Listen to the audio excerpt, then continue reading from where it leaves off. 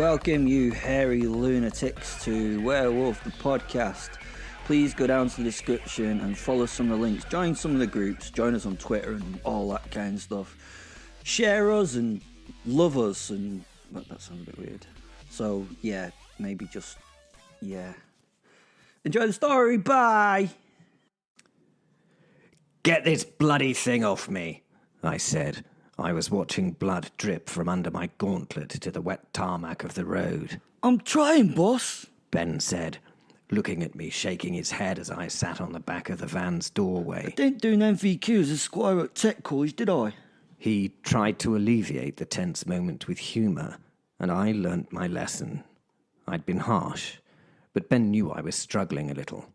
He also knew me well enough to shrug this stuff off.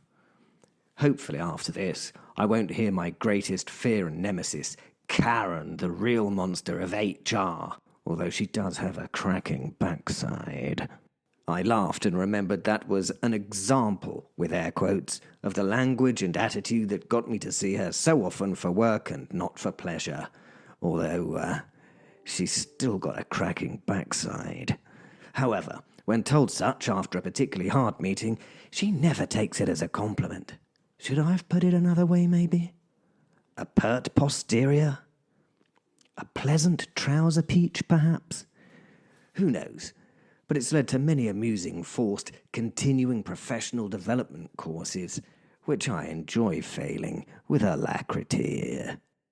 Karen, the painful truth is that they can't sack me for pretending I don't get this modern vigour for non-offence in the workplace. I'm a bit too important.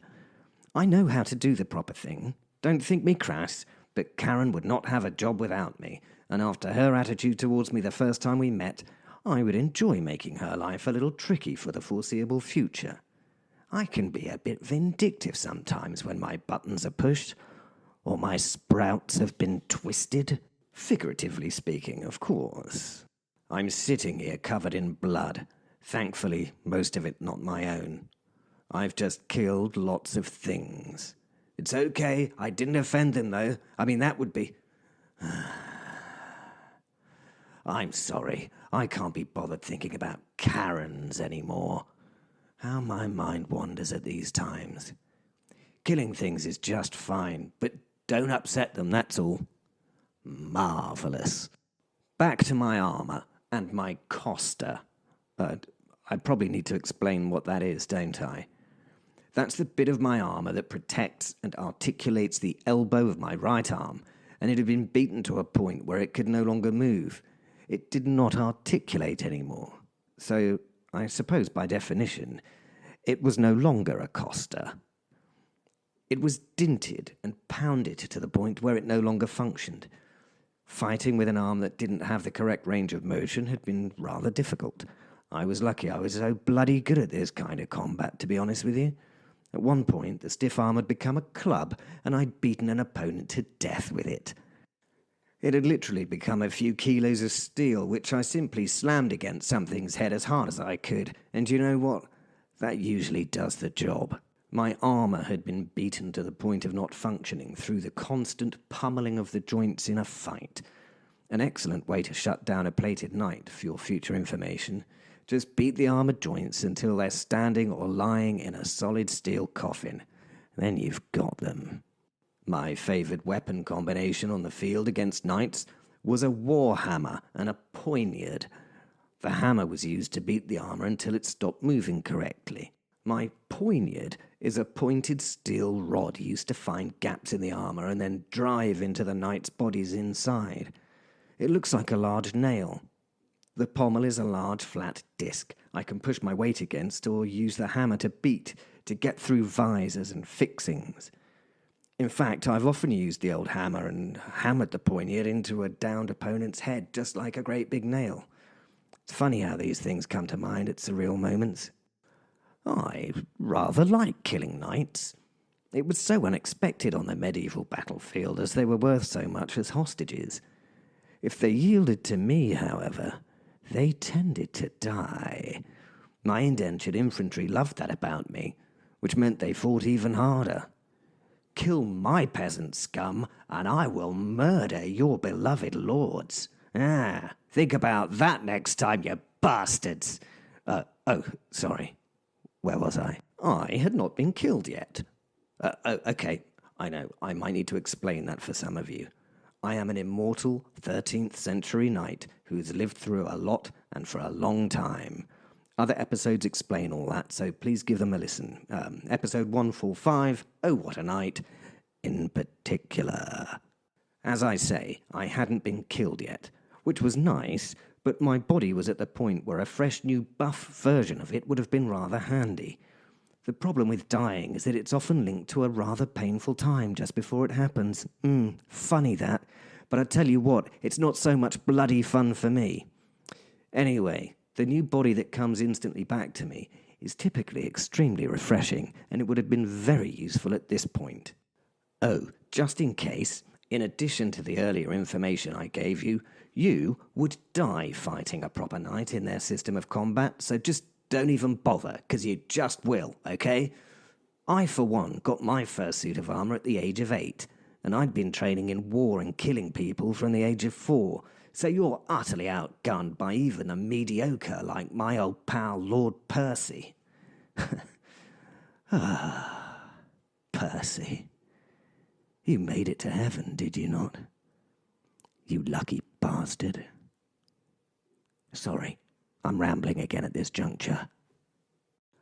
I had to drop my beautiful heater shield after it was shredded by high-caliber gunfire. It had stood up well to pistol fire and muskets. Muskets, in this day and age. What sort of a tit would use a musket? I found myself laughing as I glanced at the sword in my hand. Oh, why am I laughing at them using muskets when I'm effectively fighting them with a sharp, heavy stick? Oh, the irony. The heater shield held up pretty well until it hit that machine gun fire. I don't know what kind of gun it was. I was busy hiding behind my shield and keeping all the bits of me I could crossed, so if I needed to run away, I could. I told Ben. But the automatic weapon had crumbled the shield around my arm and myself just before I got cover. I'd done this job superbly, of course. Ben smiled. I think he realized I was thinking out loud. Using guns in a sword fight is tantamount to cheating, but as the old adage states, all's fair in love and war. I mean, I could have done with a Kalashnikov or two during some of my trickiest relationships. I really could. I told the mesmerized Ben. We'd finished House 3, but I was, what's the technical term for it? Okay, sorry, God, there's only one way to describe how I was feeling at this time. I was absolutely fucked. Will, Fen, and I had returned to the van after finishing the house, and although things were going well in one way, they were reaching the point of no return also. Ben looked at me in a state of confusion. Hey, how's it going with those bits there? I can help if you like. I smiled and spoke to him in a much more friendly manner. The arm felt a little dead, if I'm honest. The straps were too tight, and the plates had to be removed. The blood had stopped dripping from my fingertips, which was maybe a good sign, or, who knows, maybe a bad sign. I couldn't tell him how badly this was going because I had no idea how it was going at all. I had to pretend, therefore, that things were going well, and, well, how did I know? I mean, maybe they were. I'd realized we'd got much further than I thought we would at this point in the evening. I mean, I'd thought House 2 was going to be a trap, but not so. Then I'd wandered into the third, presuming that I was captured. But no, not captured, just more fighting! Brrr! It seemed good, but it had barely made this much harder work than I thought it would be. It's not that I mind a bit of battle, but for his sake upstairs, 5 hours of combat were a little much. In House 2, I had to start fighting as well. I could taste blood in my mouth. The good thing was that it wasn't mine. Oh, hang on a minute. Is that a good thing? That's not a good thing, is it? Oh, God. Was I able to think anymore? I pointed towards the picnic basket of goodies I needed to hydrate. Sula lifted a plastic bottle of water and offered it to me. Those plastic bottles fill the liquid with nanoplastics and di-2-ethylexyl phthalate. That would be the death of you if you're not careful, do you know that? Could you please pass me the silver flask from the netting? She laughed and opened the hamper. It was time for the Belvedere vodka to bring its particular zing to the evening. Russian fighters have a reason they fight so well. They have the roughness of spirit that comes with their drink of choice. After some fumbling, Sula took the cork out and sniffed the contents. Those contents must have seemed rather powerful as she shied her head away from it and coughed. I laughed, as did she. Here you go, boss. It's good to know that you're not drinking poison, she said. I could sense that Ben and Sula were trying to help, and I could see it. The soldiers were doing the mop-up of the building we'd just emptied, but we still had 2 more to go, and I still had to be able to continue. As Ben and I continued to undo the leather straps and connections of the armor, I sat and breathed. Breathing was the most wonderful thing I could do at this moment, and another sip of the hot liquor reaffirmed my state as being thoroughly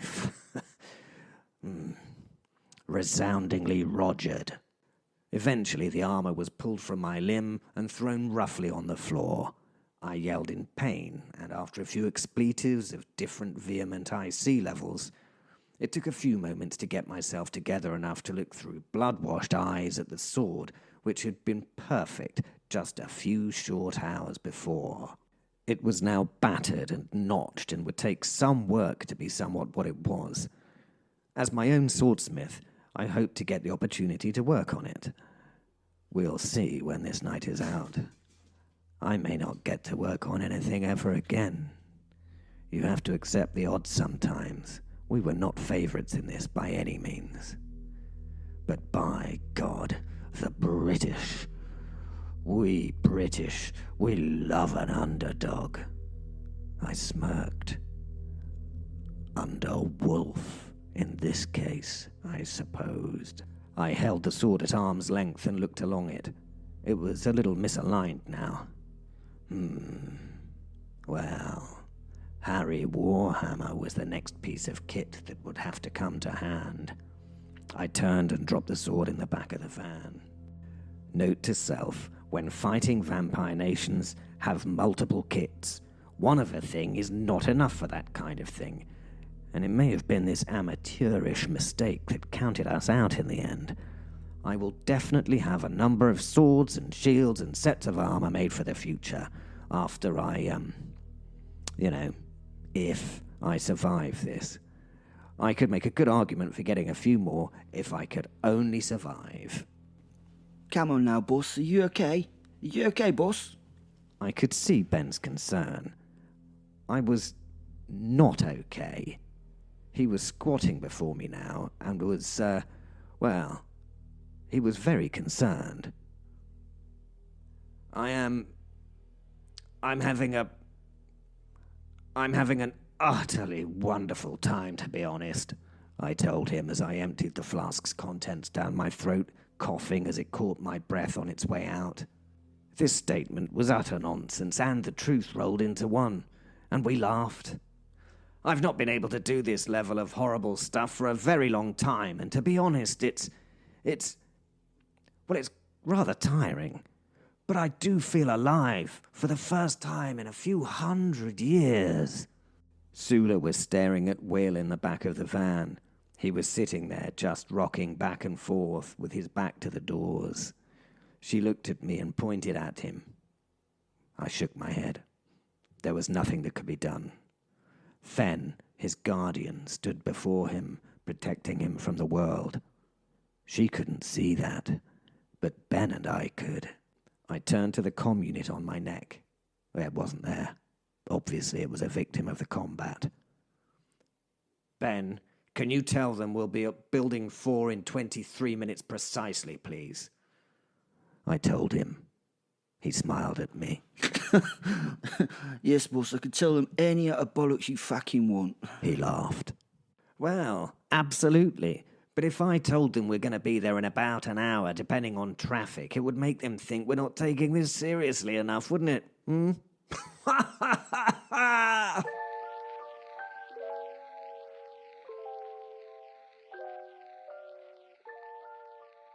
Well,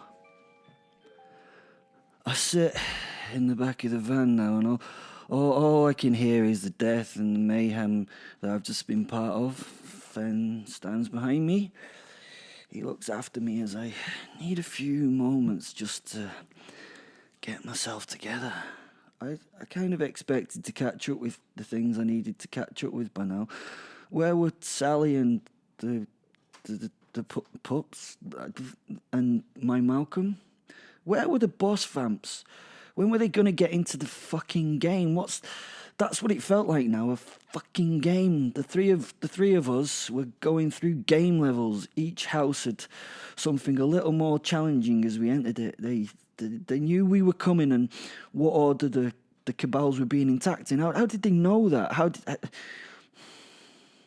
have to say, the three of us had become quite an effective small unit, though.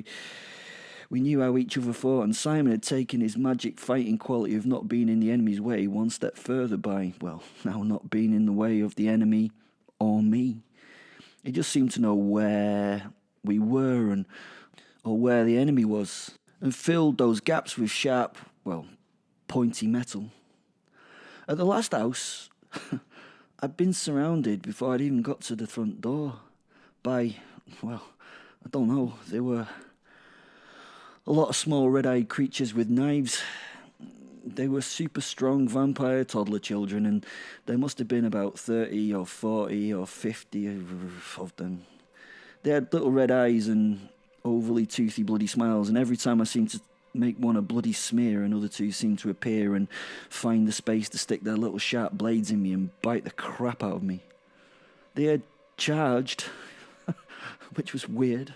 Toddlers charging, and then they'd clambered all over me and effectively covered me like little stabby biting bodies. Teeth and knives were pricking my pelt and skin.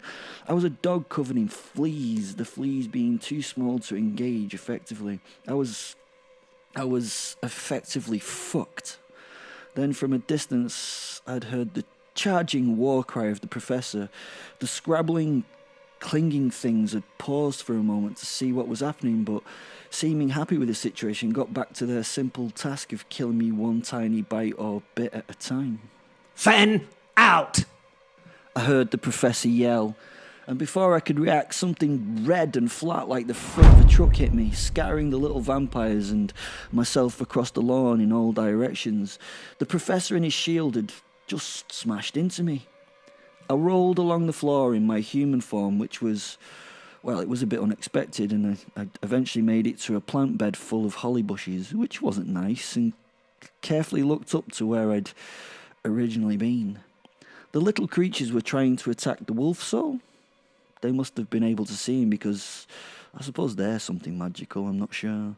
Non-magical things couldn't see him. Sadly, well, sadly for them, they just couldn't touch him, which was amusing. The terrible toothy toddlers leapt at and through the soul. A werewolf was definitely their target, and they thought Fen was that werewolf. That professor is a right clever lad, isn't he? Knives slashed through the air and tiny teeth gnashed as the tots screeched and cried at their lack of success. Fen was more than amused as they fell over each other and threw themselves at ghostly him. They were doing each other much more serious damage in the process. The unfortunate fleas had started to ignore the professor, but he was swatting away at them left and right with his flashing blade.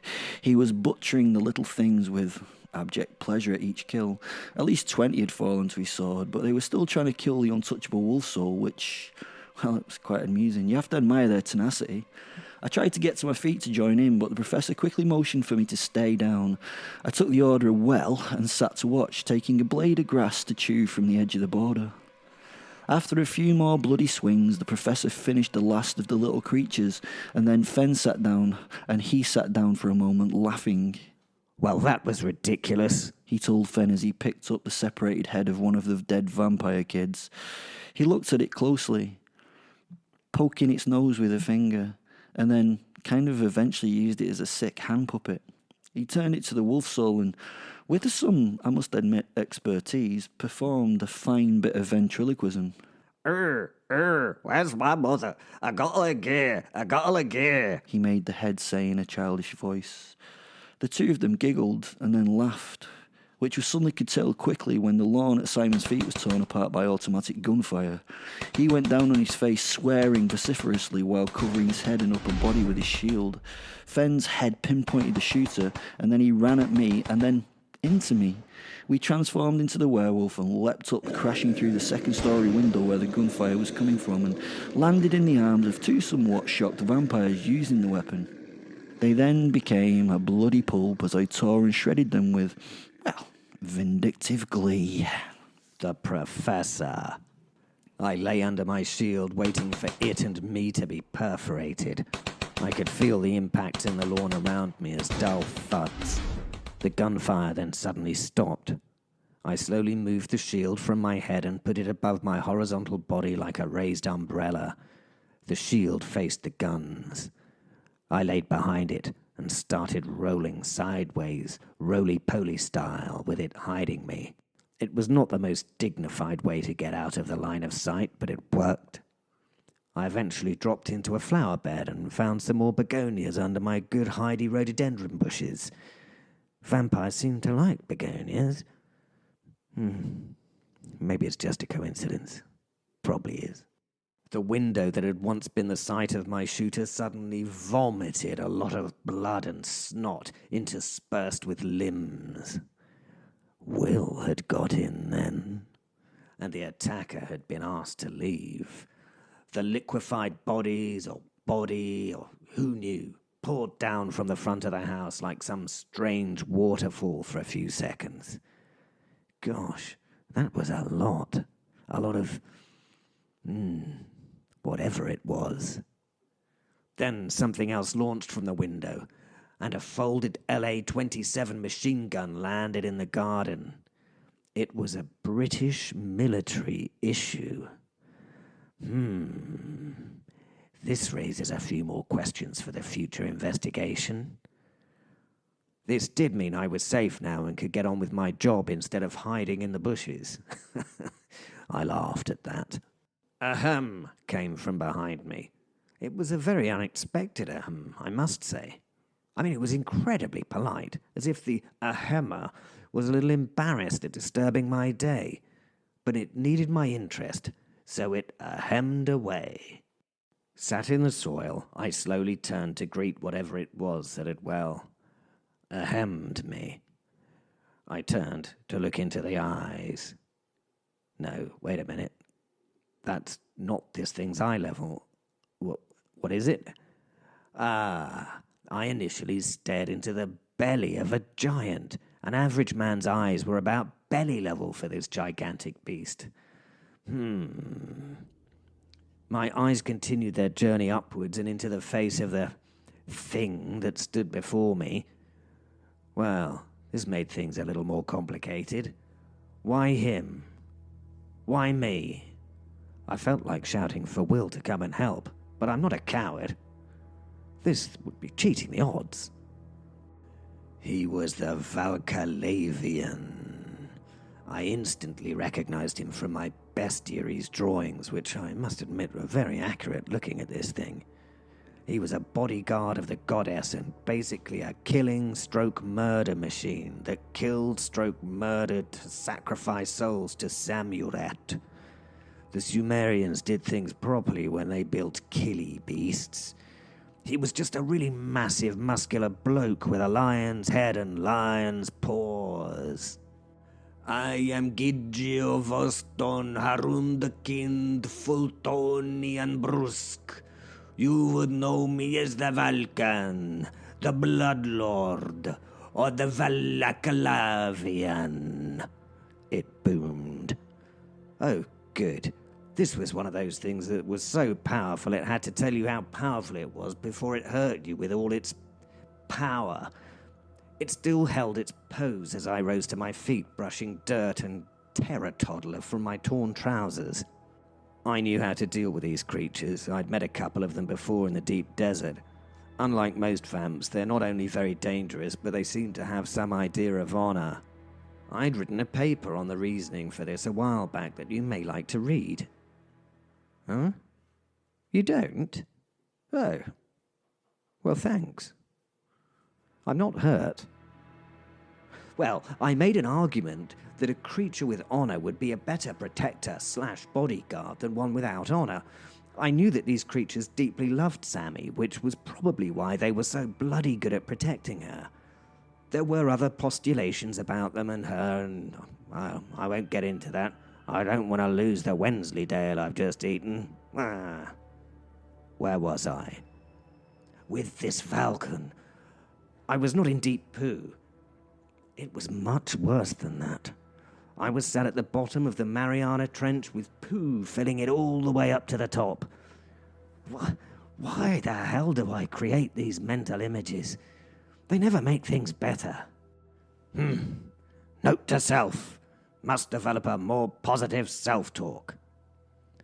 I sheathed my sword and walked towards him with an outstretched arm and a fake smile. I am British after all, and we believe in a polite greeting and a stiff handshake. Sorry, what was the name again, old chap? I asked him. There's so much bloody noise going on here, and my lugs are not what they used to be. The face of the giant sunk. He wasn't used to this kind of reaction.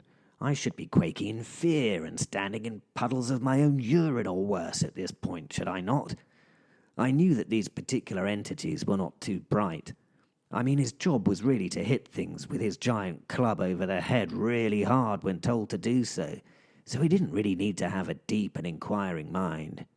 What did the lack of fear and lack of brights give me over the Vulcan? It gave me the ability to mess around with his tiny mind, which was my only real advantage, if I'm being perfectly honest with you. I am Gidjo Voston Arund the Kind Fultonian Brusk.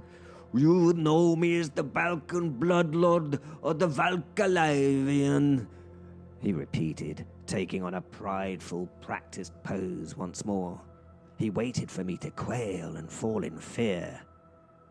I scratched my head, staring at him, confused for a moment, then did a beautiful piece of acting to fake the face of dawning comprehension.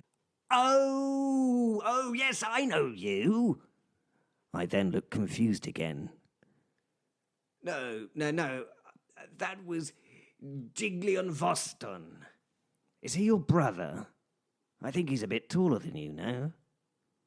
Oh, we had some crazy nights together over the years. Him and Honeymead. Goodness, like a bottomless barrel, he could really put it away, that Giglion Voston. It made me feel thoroughly un-British in the drinking department, I can tell you. I burbled at the confused creature. What? Said the giant vampire-y thing. He was about 12 feet tall and built like Mr. Olympia's best. He was bare-chested and wearing just about an indecently small loincloth to hide his man bits. It was far too small, and I really wanted to avoid getting a view from behind. As explained before, his face was half lion, half man. His hands were also claw-like and filled with a massive club, like tree thing. I have been sent to take you, Simon. Take you to her, he told me. Sorry to hear that, old chap, but I've got other appointments this evening that I really must attend to. Give me a mo to check my diary, I told him, pointing behind me before. Running away. Was I creating a trap for the creature? Was I pretending to retreat in order to trick it? Nope. I ran around the side of the building. The giant laughed and called after me. I have your sense, you little coward. You cannot get away from me. He might be right, but I'd give it a bloody good shot. I'd managed to leg it round the building and onto the road where I could see the van and Sula in the distance. That's when I started shouting, "Get the bloody van moving!" As the creature rounded the corner behind me, I saw faces that had now seen Guijo's face, and because of that, they scrambled back into the van. As I ran, my heart pumping, they dived in the front, and the van started. I jumped last minute through the open back doors and banged on the side. "Drive!" I screamed, and again with a distant lack of dignity. Once secure, I turned to see the oncoming bloodlord as the van pulled away, and I saw that we would outpace the beast. I offered a small prayer of thanks. Hey, I know he's up there, and I was incredibly grateful for this minor miracle. My stress levels fell away as we pulled away from the angry monster. I laughed and goaded him a bit with some childish sign language that I instantly felt a bit silly for doing. We were going to get away! We were! Oh, but what about Will and Fern? What about all the soldiers hiding until that bloody thing found them? Oh! Well, what about them? Running and leaving them to their respective fates would have been utterly cowardly of me, and I had a reputation for not being a coward. I knew I would have to go back.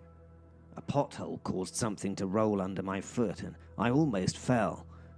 But it was actually a serendipitous moment. For some reason, I'd brought a short cavalry lance. No horse, but a lance. A plan suddenly came together in my head. Oh, this could be. This could be one to go down through all the ages. If this failed, that would be okay because of how utterly ridiculous the idea of doing it was. I banged on a partition. Listen to me. Stop and reverse at it.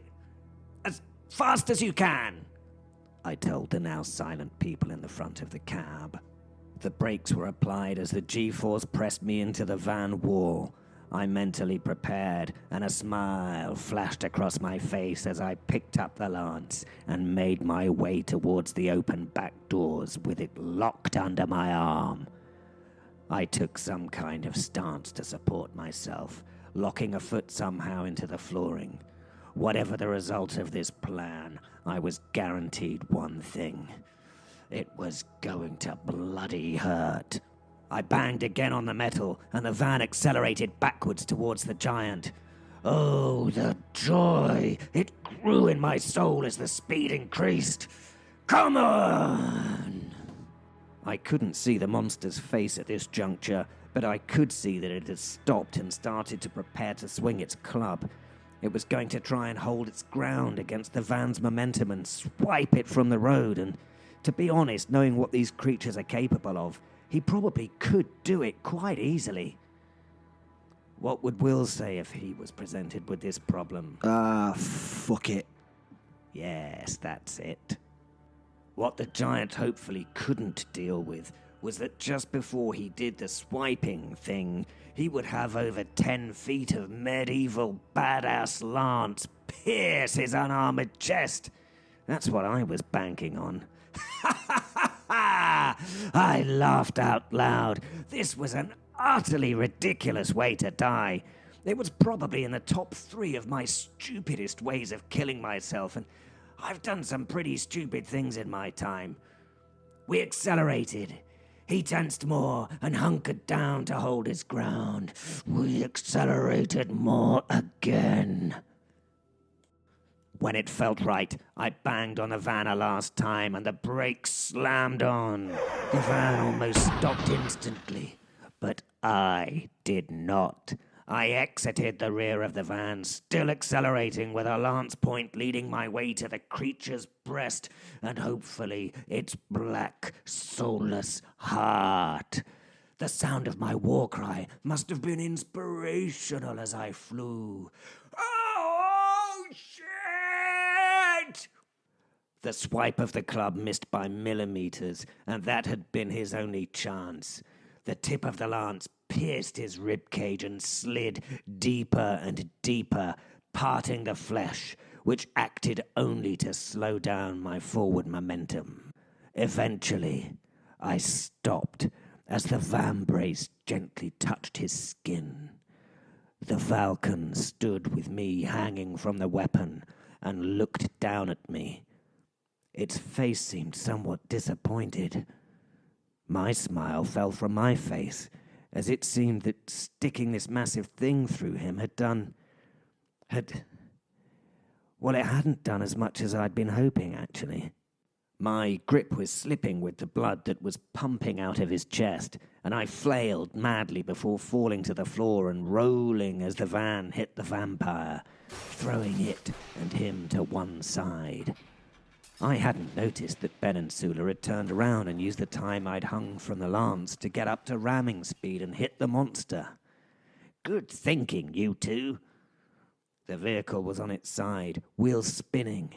I knew I should attend to them, but also knew that the falcon needed to have its head stoved in so that it would never get up again. Ever. I therefore got to my feet and ran over to the giant. It was lying on its back. I slipped as I got closer to it. There was a lot of blood that had come out of the thing.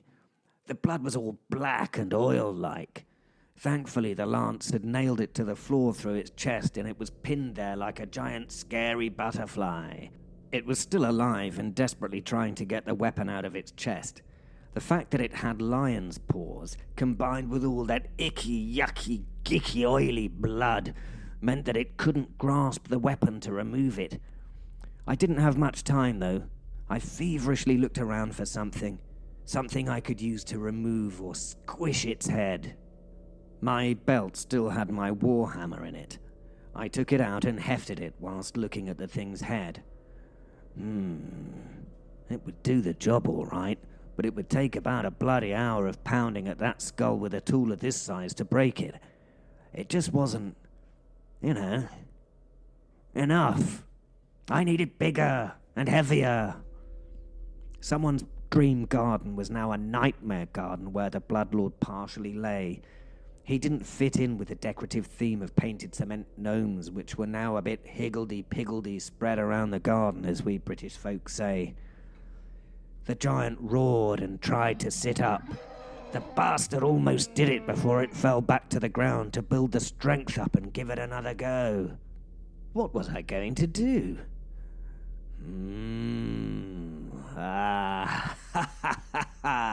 Perfect. There was a gnome pushing a wheelbarrow. It must have weighed at least 30 pounds or so. I yanked it up from the turf and wandered back to where Valken was lying. I stood above his head, and I smiled into his eye. I will flay your living skin from your... I smashed it in the nose with the gnome before it could finish. There was a sickening crunch as its nose broke. It roared its outrage. I hit it again. It reached for me with outstretched claws, but I managed to stay outside the range of its strikes. I must admit at this point I panicked a bit and sped the murdering up somewhat, striking the thing in the head as hard and as frequently as I could until the white stars and the fact that I couldn't breathe made me sit down and hug my somewhat bloody gnome while I tried to gather myself together again. Once the world stopped spinning and I could almost breathe, I looked down at where a head used to be. It was not a head anymore. It was the prettiest puddle I had ever seen. Yeah, flay me? Yeah, are you? Yeah, take me to Samarat, are you? Yeah? You're not, are you? Tosser! I gasped as I told the very dead giant. Some air bubbled through the body's windpipe, and it gave me a little fright, if I'm honest. I responded most nobly by smashing the gnome into the mess before falling over backwards as the slimy concrete slipped from my grasp. Lying still for a moment, I looked at the stars above me gratefully and started laughing.